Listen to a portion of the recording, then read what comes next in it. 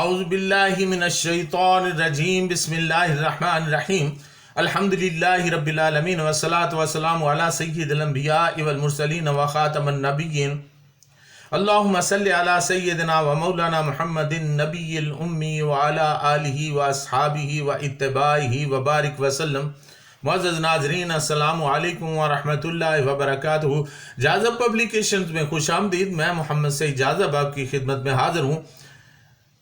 تعلیم القرآن کا سلسلہ جاری ہے اور میں آپ کی خدمت میں سورہ بقرہ کی تفصیلات و تشریحات پیش کر رہا ہوں۔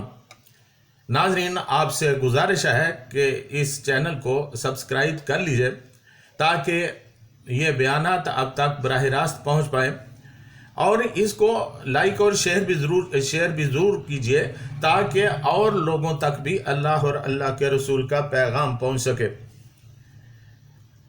سورہ بقرہ کی آیت نمبر 40 اور 41 آج کی نشست میں شامل ہے۔ اللہ تعالیٰ نے فرمایا، یا بنی اسرائیل اذکروا نعمتی التی انعمت علیکم واوفوا بعہدی اوف بعہدکم وایایا فرحبون وآمنوا بما انزلت مصدقا لما معکم ولا تکونوا اول کافر بہ ولا تشتروا بآیاتی ثمنا قلیلا وایایا فاتقون۔ اے بنی اسرائیل، یاد کرو میری اس نعمت کو جو میں نے تمہیں عطا کی تھی، اور میرے ساتھ تمہارا جو عہد یعنی وعدہ تھا اسے تم پورا کرو، تاکہ میں نے جو تم سے وعدہ کیا تھا وہ میں نبھاؤں اور مجھ ہی سے تم ڈرو، اور ایمان لاؤ اس کتاب پر جو میں نے نازل کی ہے، تصدیق کرتی ہے اس کتاب کی جو تمہارے پاس پہلے سے موجود تھی، اور تم ہی سب سے پہلے اس کا انکار کرنے والے نہ بن جاؤ، اور تھوڑی قیمت پر میری آیات کو نہ بیچ ڈالو اور میرے غضب سے بچو۔ ناظرین، یہاں بنی اسرائیل کا ذکر ہوا ہے، اور یہ کون تھے؟ آئیے اس بارے میں جانتے ہیں۔ اسرائیل کے لغوی معنی ہے اللہ کا بندہ، یعنی عبداللہ یا بندہ خدا۔ یہ حضرت یعقوب علیہ السلام کا لقب تھا جو ان کو اللہ تعالیٰ کی طرف سے عطا ہوا تھا۔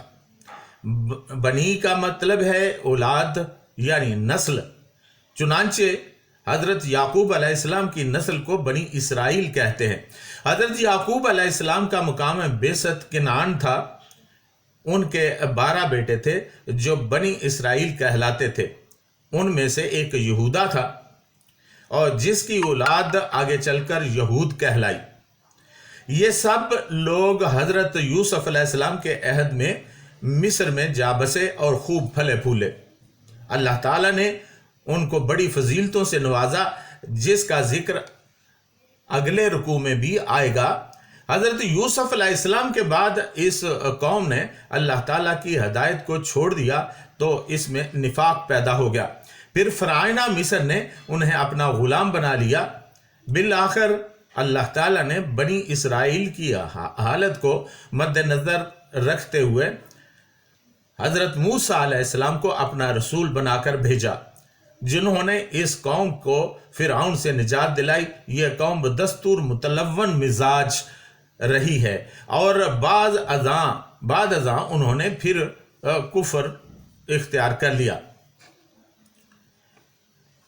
ناظرین، سورہ البقرہ کے تیسرے رکوع تک تمام اولاد آدم کو دعوت اسلام دی گئی اور توحید و رسالت کے دلائل پیش کیے گئے۔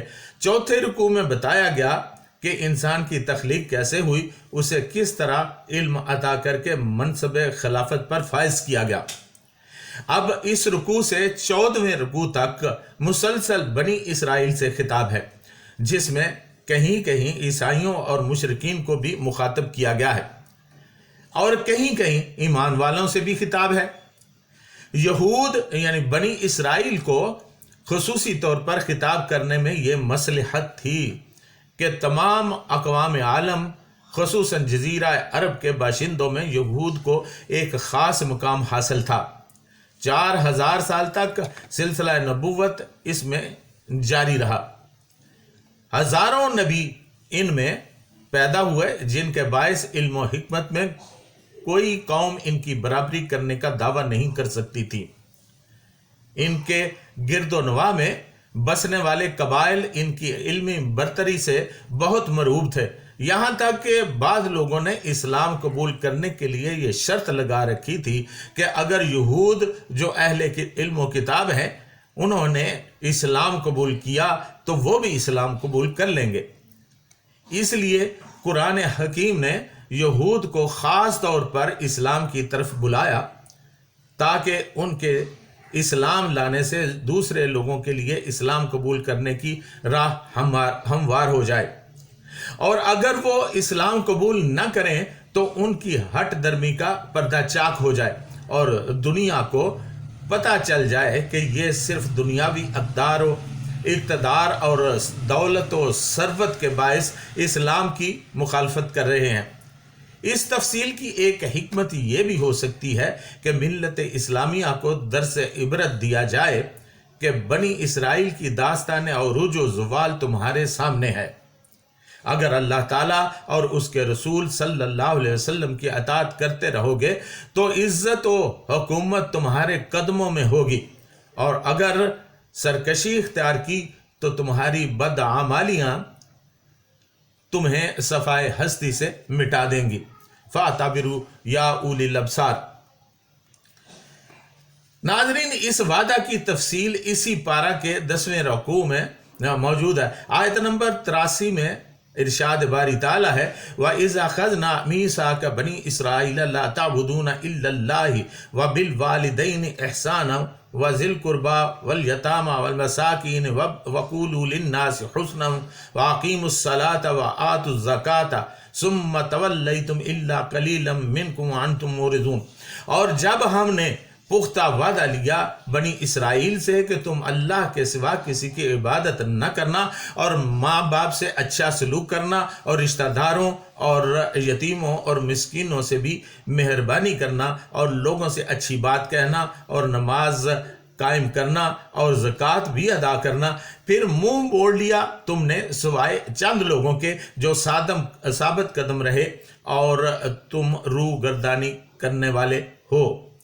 اس کے علاوہ دوسرے مقامات پر بھی اس وعدہ کا تذکرہ موجود ہے جو ان مواقع پر انشاءاللہ العزیز تفصیل سے بیان کیا جائے گا۔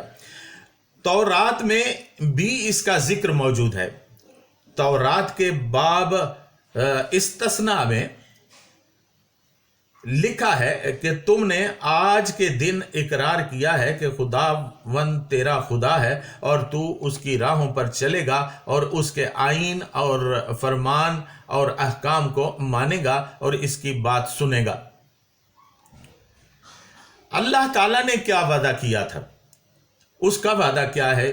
ناظرین، اس بارے میں بھی جان لیتے ہیں۔ جس وعدے کا اوپر ذکر ہوا ہے وہ اللہ تعالیٰ نے بنی اسرائیل سے لیا تھا، اور اس وعدے کو پورا کرنے کے لیے کے صلہ میں جو وعدہ اللہ تعالیٰ نے ان سے کیا تھا اس کا ذکر آگے چل کر اللہ تعالیٰ نے کیا ہے۔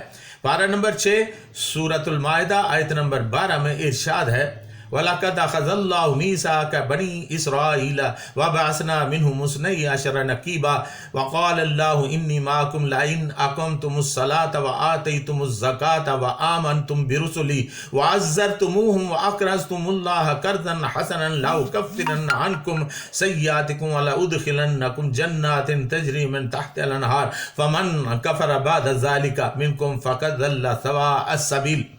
اللہ نے بنی اسرائیل سے پختہ عہد لیا تھا اور ان میں 12 نقیب مقرر کیے تھے اور ان سے کہا تھا کہ میں تمہارے ساتھ ہوں اگر تم نے نماز قائم کی اور زکوٰۃ دی اور میرے رسولوں کو مانا اور ان کی مدد کی اور اپنے خدا کو اچھا قرض دیتے رہے تو یقین رکھو کہ میں تمہاری برائیاں تم سے دور کر دوں گا اور تمہیں ایسے باغوں میں داخل کروں گا جن کے نیچے نہریں بہتی ہوں گی۔